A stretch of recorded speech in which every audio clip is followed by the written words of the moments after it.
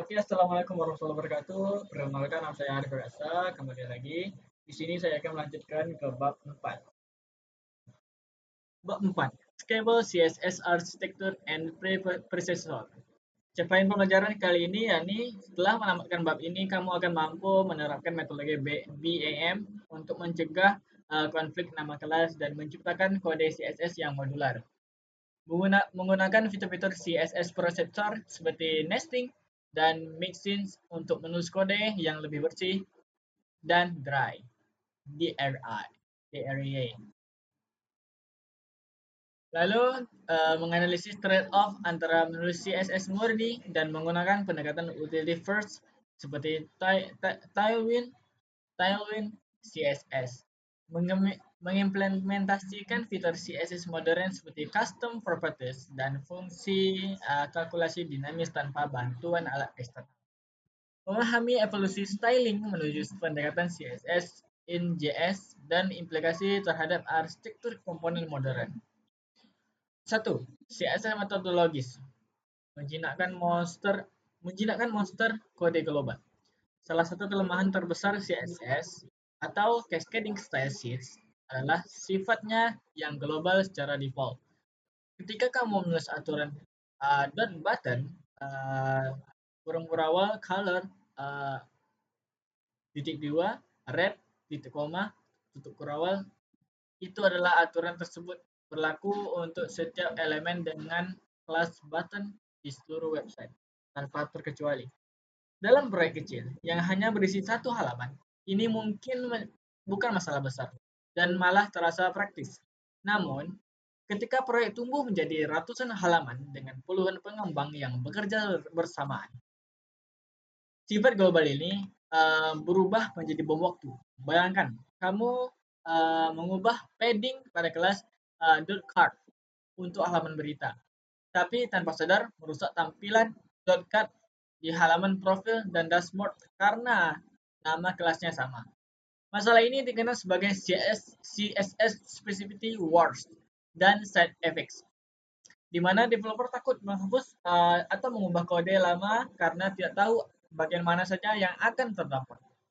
Untuk mengatasi kekacauan ini, komunitas pengembang menciptakan berbagai metodologi penemanan.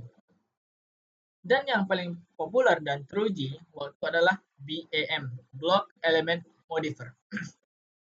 BAM adalah standar konvensi penamaan yang diciptakan oleh Yandex untuk membuat hubungan antar elemen HTML terlihat jelas langsung dari nama kelasnya. Dalam BAM, blok adalah entitas mandiri yang bermakna. Misalnya, .card. Elemen adalah bagian dari blok yang tidak memiliki warna jika berdiri sendiri. Misalnya, .card underscore title, dan modifier adalah variasi gaya atau status dari blok atau elemen tersebut. Misalnya, .card strip fitur ada, itu adalah contohnya. Dengan menggunakan pemisah garis bawah ganda underscore dan tanda hubung ganda strip, BM menciptakan ruang nama namespace semua yang datar, sehingga kita bisa menghindari penggunaan nested selector yang meningkatkan spesifitas secara tidak perlu. Penerapan BM mungkin terlihat jelek dan verbose pada awalnya karena nama kelas menjadi panjang seperti profile card, avatar, rounded. Namun, kejelasan yang ditawarkan tak ternilai harganya bagi skalabilitas tim. Ketika membaca HTML, developer lain langsung tahu bahwa elemen .menu underscore item pasti berada di dalam .menu. Dan mengubah gayanya tidak akan merusak elemen .list underscore item di tempat lain. BAM memaksa kita berpikir secara komponen jauh sebelum framework modern seperti React Popular. Kita diajarkan untuk memecah UI menjadi blok-blok independen. yang bisa dipindah-pindahkan tanpa membawa serta ketergantungan konteks dari elemen itu. Selain BEM, ada metodologi lain seperti OOCSS, Object Oriented CSS, dan SME-CSS, Scalable and Modular Architecture for CSS, yang juga mencoba memecahkan masalah yang sama dengan pendekatan berbeda. OOCSS berfokus pada pemisahan antara struktur dan tampilan, serta pemisahan antara kontainer dan konten. Sementara SME CSS membagi CSS menjadi 5 kategori. Base, Layout, Module, State, and Them. Meskipun aturan teknisnya berbeda, benang merah dari semua metodologi ini adalah upaya untuk mengurangi repetisi kode dan mengisolasi gaya agar perubahan di suatu tempat tidak merambat menjadi bencana di tempat lain. Memilih satu metodologi dan konsisten menerapkannya jauh lebih penting daripada berdebat metodologi mana yang paling superior. Tantangan terbesar dalam menerapkan metodologi CSS bukanlah pada teknis penulisan kodenya, melainkan pada disiplin manusia yang menulisnya.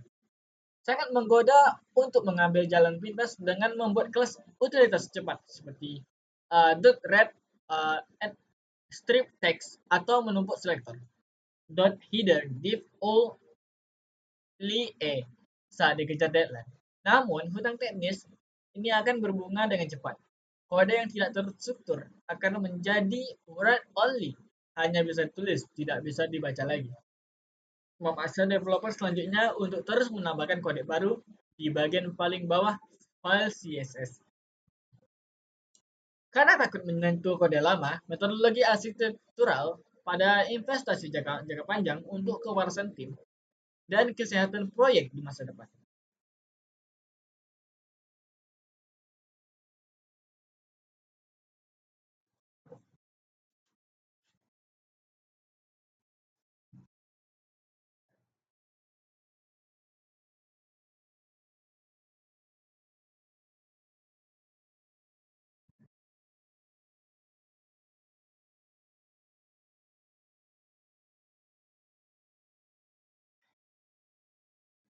Lalu bagian 2, CSS Processor memberi kekuatan pada CSS. CSS murni atau vanilla CSS dulunya sangat terbatas. Ia tidak memiliki variabel, tidak bisa melakukan operasi matematika, dan tidak mendukung fungsi logika sederhana. Disinilah CSS prosesor atau seperti CSS, SAS, syntactically also style sheets, less, dan stylus masuk sebagai pahlawan.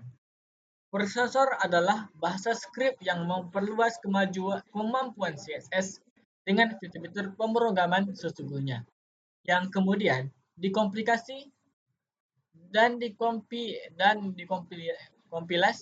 menjadi file CSS standar agar bisa dibaca oleh browser. SESS, khususnya sintaks SCSS, telah menjadi standar industri de facto karena kompatibilitas dengan CSS biasa. Fitur yang paling dicintai dari SESS adalah nesting atau bersarang, yang memungkinkan kita menulis aturan CSS mengikuti hierarki visual HTML. Alih-alih menulis .navbar, lalu .navbar.logo, lalu navbar menu, kita bisa menulis blok navbar dan memasukkan logo serta menu di dalamnya. Ini membuat kode jauh lebih mudah dibaca dan dikelola karena semua gaya yang berkaitan dengan satu komponen berkumpul di satu tempat. SESS juga memperkenalkan simbol ampersand atau dan untuk mereferensikan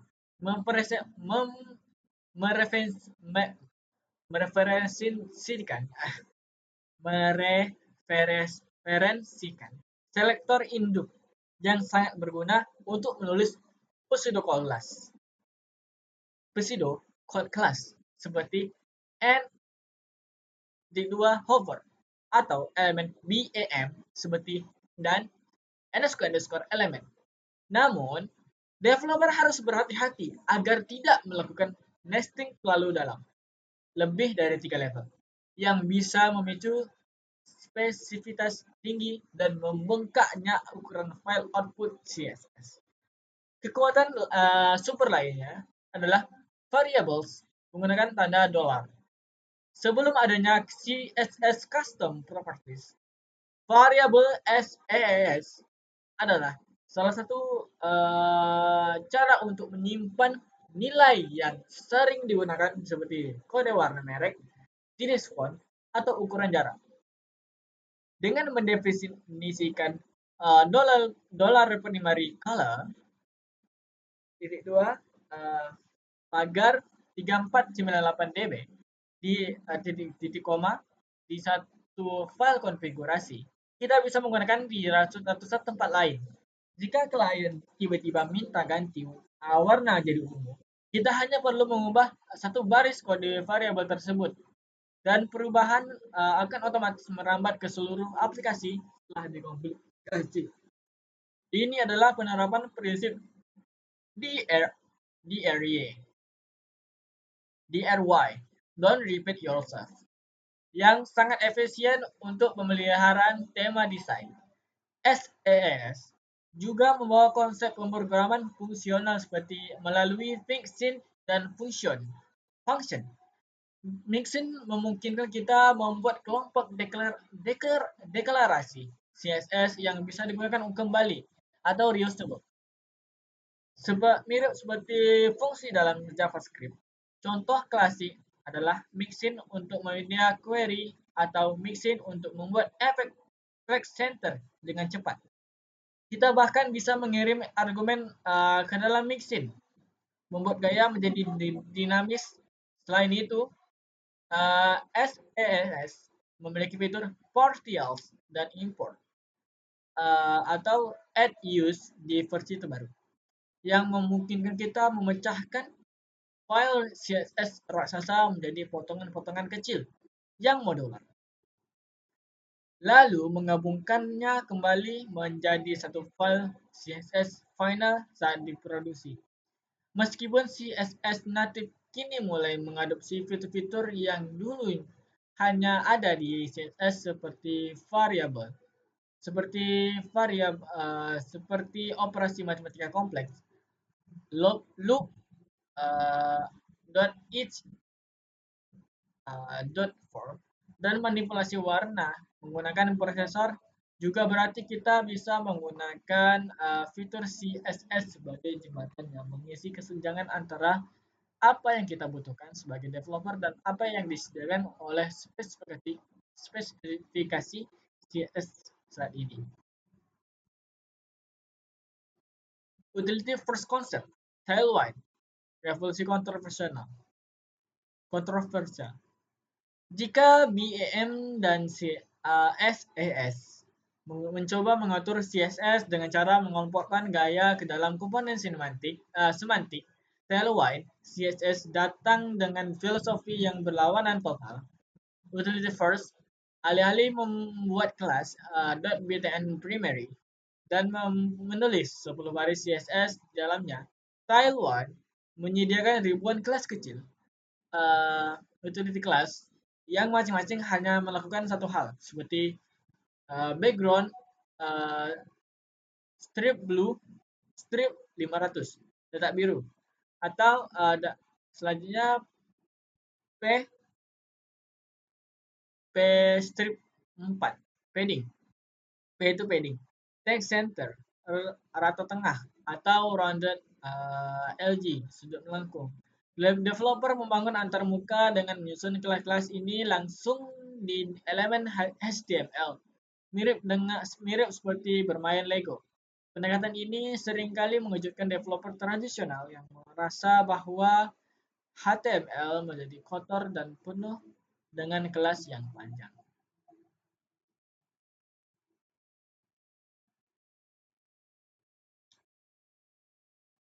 Namun, di balik kekotoran HTML tersebut, Tailwind menyelesaikan masalah terbesar dalam CSS skala besar, masalah penamaan dan pertumbuhan file CSS. Dengan Tailwind, kamu tidak perlu lagi pusing memikirkan nama kelas konyol seperti sidebar, inner, wrapper, bottom. Kamu juga tidak perlu menulis CSS baru setiap kali membuat fitur baru.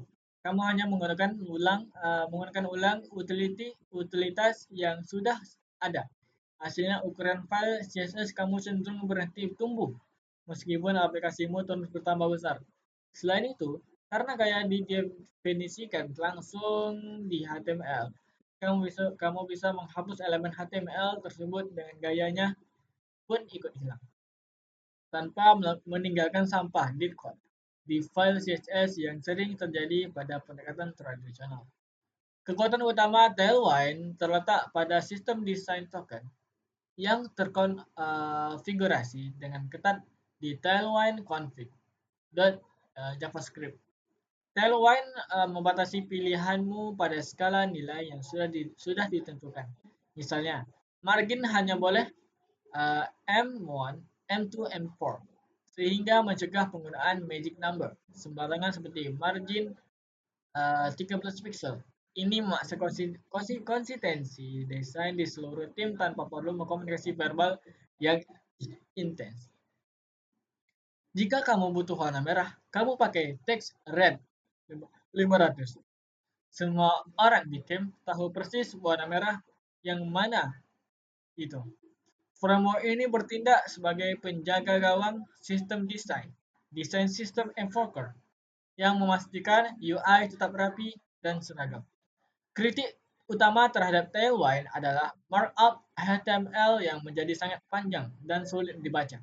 Namun, argumen pendukungnya adalah bahwa di era modern, komponen based view svelte, kita jarang melihat HTML mentah-mentah.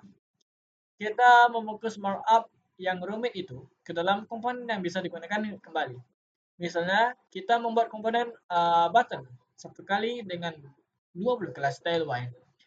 Lalu di tempat lain kita hanya memanggil button yang bersih. Jadi, kekotoran itu terenkapsulasi dengan baik di dalam definisi komponen, bukan tersebar di seluruh kode aplikasi.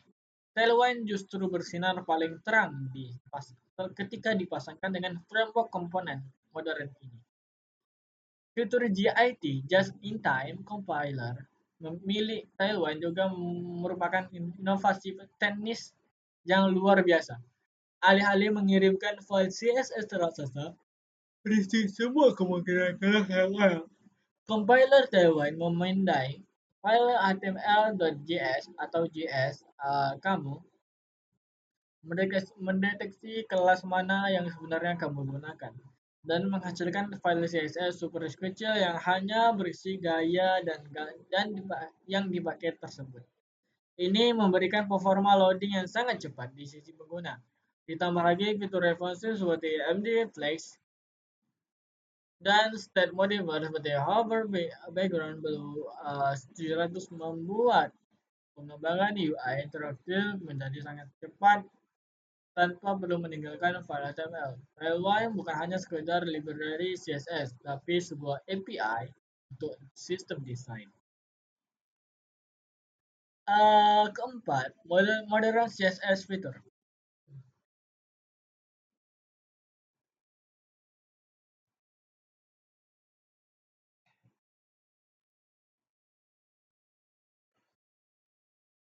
Sementara, alat eksternal modern CSS fitur kekuatan natif browser. Sementara alat eksternal seperti CSS dan Tailwind bertarung standar CSS native di browser terus berkembang pesat, mengadopsi fitur-fitur yang membuat banyak alat bantu lama menjadi usang. Fitur-fitur paling pertama Pak adalah CSS custom properties yang sering disebut CSS variables yang dideklarasikan nama strip variable dan dipanggil dengan var tahulah. Berbeda dengan variabel SSS yang dipanggil dengan yang mati setelah dikompilasi. Variabel CSS hidup di dalam DOM, artinya variabel ini hanya hanya bisa diubah secara dinamis oleh JavaScript atau dipengaruhi oleh media query. Ini memungkinkan fitur seperti dark mode diimplementasikan dengan sangat mudah. Hanya dengan mengubah nilai variabel warna pada body dark mode, dan seluruh warna aplikasi akan berubah ketika tanpa perlu membuat ulang CSS. Fungsi matematika kalkulator juga telah mengubah cara kita menghitung tata letak. Kita bisa mencampur unit berbeda seperti width kalkulator 1% kurang 20 pixel yang menjamin elemen selebar layar dikurangi margin tetap 20 pixel. Lebih canggih lagi, fungsi claim min prefer max memungkinkan kita untuk tipografi dan elemen yang fluid, cair. Misalnya font size, claim berarti ukuran font minimal font rem idealnya 5% dari layar lebar, tapi tidak boleh lebih dari 2 rem. Ini menghapus kebutuhan puluhan baris media query hanya untuk mengatur ukuran font di berbagai perangkat. Membuat kode yang menjadi jauh lebih ringkas dan cerdas. Metode klasik modern seperti titik dua is buka kurung tutup kurung titik dua where sama dan hash memberikan kemudahan seleksi yang setara dengan jQuery di masa lalu. Selektor hash disering disebut sebagai parent selector yang telah diimpikan developer selama 20 tahun lebih. 20 tahun. Dengan card hash, kita bisa memberi gaya khusus pada kartu hanya jika kartu tersebut memiliki gambar di dalamnya. Ini membuka kemungkinan styling kontekstual yang sebelumnya mustahil dilakukan dengan CSS murni. Sementara itu, where memungkinkan kita untuk menulis selektor kelompok tanpa menaikkan spesifitas, sangat berguna untuk membuat gaya default yang mudah ditipa. Fitur tata letak logis juga menjadi standar wajib untuk internasionalisasi. Menggunakan margin inline start alih-alih margin left memastikan bahwa jarak selalu berada di awal, baik itu di kiri untuk bahasa Inggris atau Indonesia maupun di kanan untuk bahasa Arab dan Hebrew. Demikian pula dengan block size tinggi dan inline size lebar. Mengadopsi properti logis ini membuat aplikasi kita fitur proof dan siap untuk di pasar global tanpa perlu refactoring sebesar di kemudian hari. CSS modern semakin sadar akan keberagaman konten dan konteks pengguna. Evolusi CSS native ini menunjukkan bahwa browser semakin pintar dan mampu menangani logika presentasi yang kompleks. Ya, sebagai web arsitek, kita harus terus mempengaruhi pengetahuan kita tentang apa yang sudah didukung secara native. Penggunaan fitur bawaan browser yang selalu lebih baik untuk performa daripada membebani pengguna dengan library JavaScript berat yang mencoba meniru fitur tersebut. Use the platform adalah mantra yang harus dipegang teguh. Pelajari standar web dan gunakan alat bantu hanya ketika standar tersebut belum cukup memenuhi kebutuhanmu.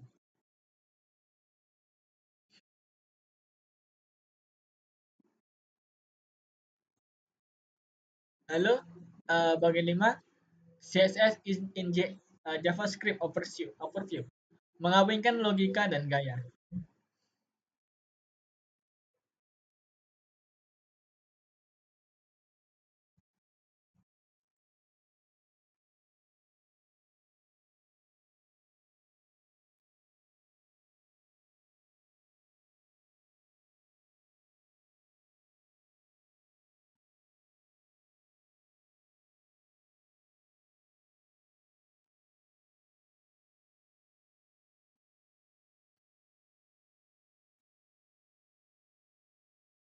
Oke, evolusi arsitektur front-end menuju component-based arsitektur melahirkan paradigma baru yang kontroversial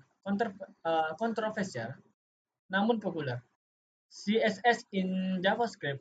Pendekatan ini dipopulerkan oleh library seperti Stylet, Component, dan Emotion. Memindahkan definisi gaya dari file .css terpisah langsung ke dalam file JavaScript komponen.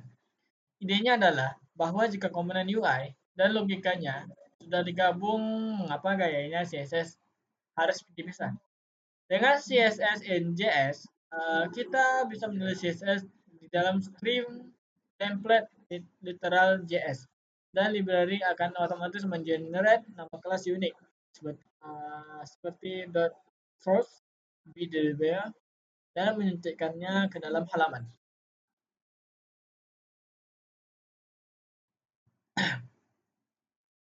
Keuntungan utama CSS in JS adalah scope style. Secara default, kita tidak perlu lagi memikirkan metodologi penamaan BMM atau takut dari konflik nama kelas. Karena ketiga gaya dijamin unik untuk komponen tersebut. Selain itu, CSS in JS memungkinkan dynamic styling yang sangat kuat karena kita memiliki akses penuh ke variabel JavaScript, from komponen, dan state. Kita bisa menulis gaya seperti color, $, proofs, primary, warnanya blue, gray, yang membuat gaya bereaksi langsung terhadap logika aplikasi.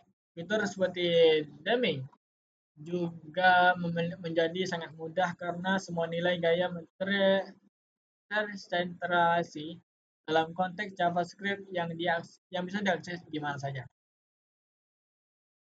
Namun, kenyamanan ini datang dengan harga yang harus dibayar, yaitu runtime overhead. Browser harus mengunduh library CSS in JS, memparsing JavaScript, mengeksekusi logika gaya, mengenerate CSS lalu menyatukan ke DOM. Proses ini dinamakan waktu CPU yang bisa menyebabkan penurunan performa, terutama pada perangkat mobile di kelas bawah. Selain itu, ukuran bundle JavaScript aplikasi akan membengkak karena kode CSS yang sekarang ikut masuk dalam bundle CSS. Masalah lain adalah fog, flash of unstyled content. Jika konfigurasi server-side rendering atau SSR tidak dilakukan dengan benar, di mana pengguna melihat halaman berantakan sekejap sebelum gaya dimuat. Sebagai respon terhadap masalah performa ini, muncul gelombang baru library zero runtime CSS in JS, seperti Linearia dan Vanilla Extract. Alat ini memungkinkan kita menulis gaya menggunakan sintaks CSS in JS yang nyaman saat development, tapi saat proses build, mereka akan mengekstrak gaya tersebut menjadi pengembang. Dari CSS in JS, tanpa mengorbankan performa pengguna. Ini adalah kompromi arsitektur yang cerdas menggabungkan yang terbaik dari kedua dunia. Debat antara CSS tradisional utility Tenwell dan CSS NJS tidak akan pernah berakhir karena masing-masing memiliki trade-off dan yang valid. CSS tradisional bagus untuk performa, tapi sulit dikelola dalam skala besar. Lalu White menjabat pengembangan tapi mengotori HTML. CSS NJS menawarkan isolasi dan dinamisme terbaik, tapi bisa membangun runtime. Sebagai mahasiswa dan calon arsitek, tugasmu bukan mencari pemenang tunggal, melainkan memahami konteks proyek. Apakah kamu membangun dashboard admin yang butuh cepat jadi tailwind atau desain sistem perusahaan besar yang butuh isolasi ketat CSS atau landing page sederhana yang butuh performa maksimal CSS native? Pilihan alatmu harus didasarkan pada kebutuhan arsitektural, bukan sekedar ikut-ikutan tren.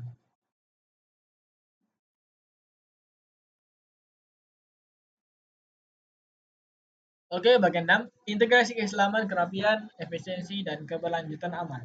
Dalam Islam, segala sesuatu dilakukan dengan rapi, teratur, dan profesional dicintai oleh Allah Subhanahu wa Ta'ala. Konsep arsitektur dan maintainable, dalam CSS adalah implementasi dari prinsip alternatif. Sebagaimana sholat yang tidak sah tanpa titik berubahnya.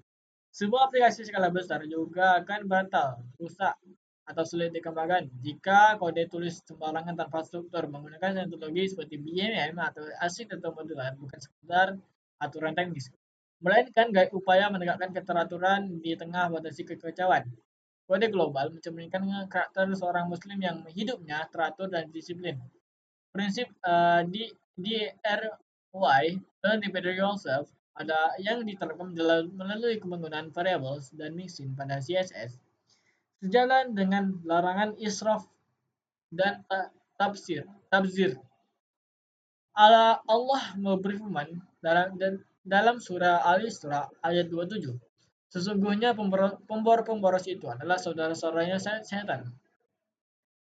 Menulis kode menulis menulis kode yang berulang, redundasi adalah bentuk pemborosan sumber daya komputasi, bandwidth pengguna, dan waktu pengembang. Dengan membuat kode yang modular dan reusable, kita mengamalkan efisiensi, memastikan setiap baris kode memiliki fungsi maksimal tanpa kesisiaan. Pendekatan utility first seperti Tailwind yang mengutamakan penggunaan kelas-kelas kecil untuk membangun sistem terbuka yang kompleks mengajak kita tentang konsep tahun. Saya menolong antara elemen kecil untuk membentuk satu kesatuan yang kokoh. Tidak ada satu kelas yang mana merasa paling penting. Semuanya kok berkontribusi untuk hasil akhir. Ini juga mengajarkan pragmatisme dan kecepatan dalam beramal. Kita fokus pada hasil dan manfaat, cepat dirasakan pengguna tanpa terjebak pada birokrasi penamaan kelas yang berbelit-belit. Selama tetap dalam koridor aturan yang benar, konsep maintainability adalah wujud nyata dari insan kepada sesama pengembang developer lain. Rasulullah SAW bersabda, permudahlah dan jangan mempersulit. Menulis kode yang bersih, mudah dibaca dan terstruktur adalah bentuk sedekah intelektual kepada rekan tim kita atau pengembang masa depan yang akan meneruskan proyek tersebut. Sebaliknya, menulis spaghetti code yang rumit dan sulit dipahami adalah tindakan egois yang menyusahkan orang lain, yang bertentangan dengan semangat persaudaraan Islam. Penggunaan desain token atau single source of truth mencerminkan nilai istiqomah. Seorang mukmin harus memiliki pendirian yang teguh dan tidak mudah berubah warna tergantung situasi kecuali pada ada alasan yang memenangkannya. Demikian pula desain web harus konsisten, warna primary blue harus sama di seluruh halaman. Variabel memastikan bahwa jika ada perubahan, ia terjadi secara menyeluruh dan serentak.